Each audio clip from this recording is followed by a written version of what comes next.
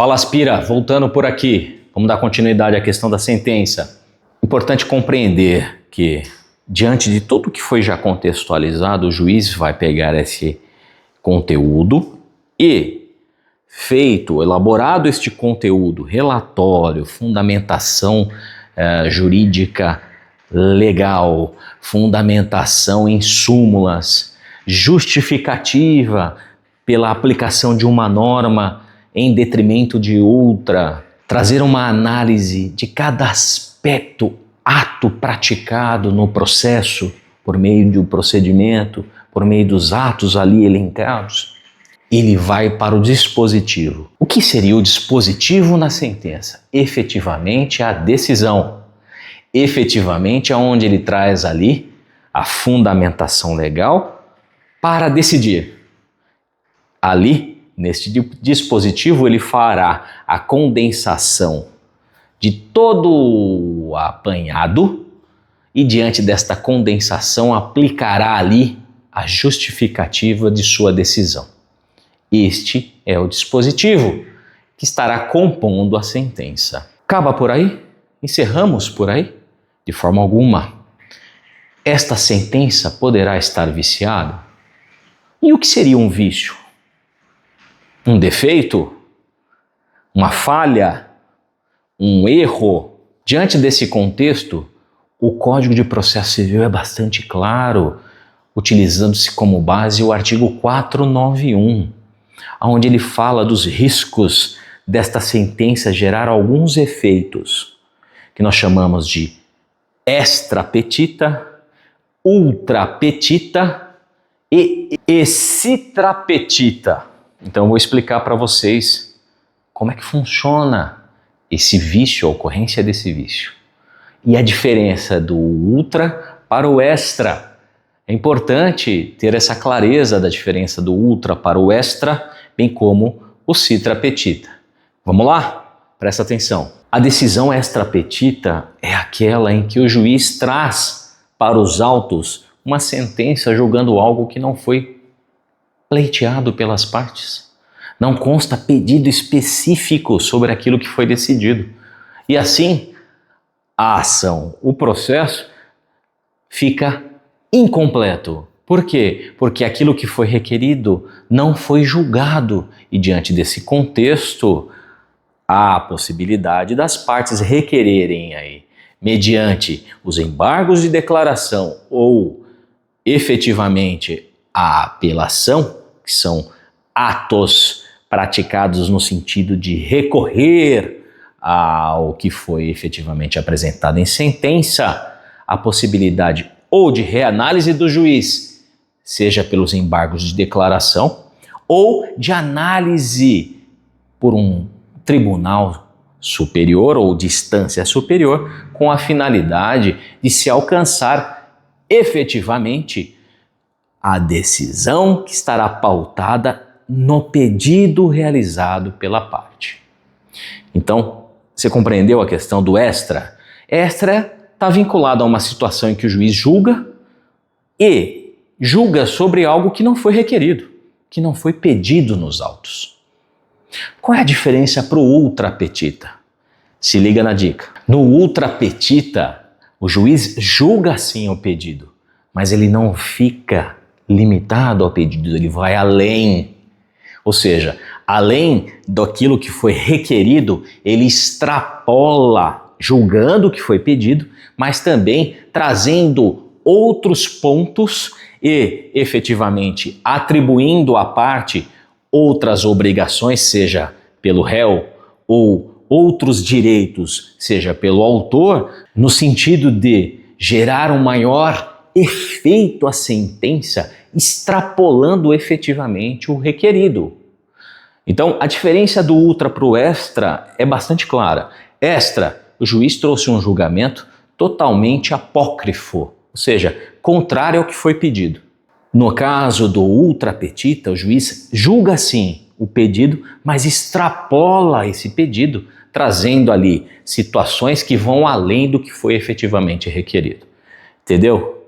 Legal. E no caso do citra petita, nós estamos tratando ali do quê? De um julgamento que está aquém do que efetivamente foi requerido. Ou seja, o juiz ele não observa com clareza todos os pedidos e deixa de julgar a plenitude do que foi pedido.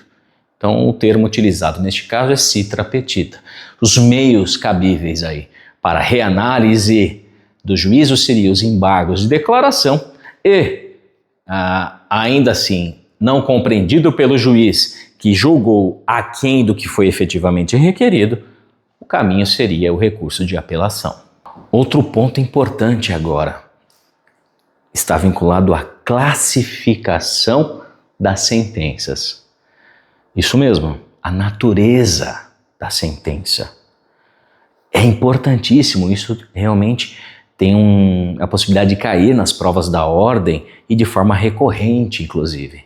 A natureza da sentença é aquilo que a sentença busca alcançar.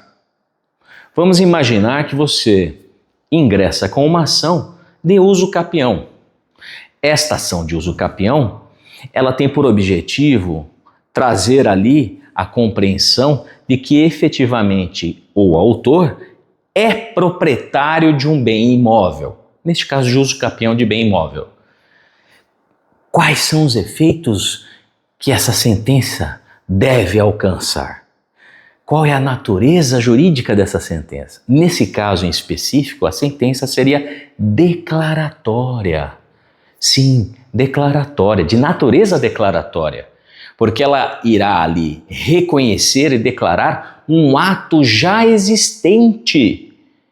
Ela não irá ali atribuir novo direito, mas sim declarar que efetivamente aquele autor, de fato e de direito, tem o quê? O exercício da posse mansa e pacífica, como se dono fosse de um bem imóvel dentro do período prescricional aquisitivo. E nesse sentido, o juiz irá declarar que de fato é sim o uso capiendo titular da propriedade daquele bem. E nesse sentido, diante desta declaração que estará constando na sentença, nesse título executivo judicial, este documento deverá ser levado a registro a fim da transferência desta propriedade ao autor. Então, primeiro ponto de natureza jurídica que se busca alcançar com a sentença está vinculado às sentenças declaratórias, ok? Além da sentença declaratória, nós temos aquela que efetivamente é mais conhecida por todos nós, que é a sentença condenatória. Estamos tratando aqui de direito civil, processo de conhecimento, procedimento comum, hein? Sentença condenatória, que é aquela que reconhece uma obrigação que deve ser cumprida, seja ela uma obrigação de pagar, de dar ou de fazer.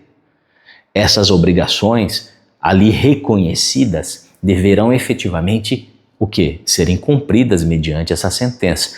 E, por óbvio, o juiz condenará a parte contrária ao seu cumprimento. Obrigação de fazer, não fazer, de dar coisa certa, coisa incerta, ok? E por último, mas não menos importante, nós temos as sentenças constitutivas, que são aquelas que tratam sobre situações pretéritas, mas que a partir do momento da constituição do direito, a partir daquele momento gerarão um efeito novo sobre aquela situação pretérita. Isso é diferente, por exemplo, da declaratória, que já reconhece a prática do ato anterior e viabiliza, diante deste reconhecimento, apenas e tão somente a declaração de que aquele fato jurídico efetivamente deve cumprir seus efeitos, transferindo a propriedade ali para aquele adquirente, usucapiendo. Agora, no caso das constitutivas, nós temos como exemplo o reconhecimento da paternidade. Até ali, não era reconhecido. A partir do momento da prática dos atos processuais, seja de exame pericial, a fim de apurar o vínculo entre as partes, a partir do momento deste reconhecimento, constituiu-se um novo direito. E diante dessa constituição, deverá ali ser cumprido. Não era pai até a sentença. A partir do momento da sentença, obrigatoriamente passa a ter ali constituído o direito de ser pai e, consequentemente, filho. Compreenderam? Ficou claro? Vamos em frente. Para caminharmos para a conclusão sobre a sentença, nós temos agora que entender também os efeitos que esse instrumento jurídico gera. Processualmente, ou seja, vinculado ao direito processual, o principal efeito da sentença é extinguir o processo. Ou seja, é o ato processual que, quando formalizado, ele extingue o processo. Então, nós teremos aí a primeira característica quanto aos efeitos, que é o efeito formal da sentença. Efeito formal da sentença, que é aquele que, quando praticado, extingue o processo. Mas, além do efeito formal, nós temos também o efeito material, que é aquele que busca alcançar efetivamente a aplicação do mérito, ou seja, a aplicação do julgamento do mérito, seja ele favorável ou não. Diante desse julgamento, por exemplo, se favorável numa ação que tenha por objetivo a natureza condenatória, por óbvio, a parte contrária estará submetida a cumprir esta obrigação diante da condenação. E, no mesmo exemplo, se apurado que esta parte não é devedora, os efeitos da sentença, materialmente, servirão como documento de que dê segurança jurídica ao réu, ou aquele que configurava como réu, comprovando que de fato ele cumpriu com a obrigação. Gostaram? Entenderam? É isso aí, gente. Agora é só estudar. Forte abraço.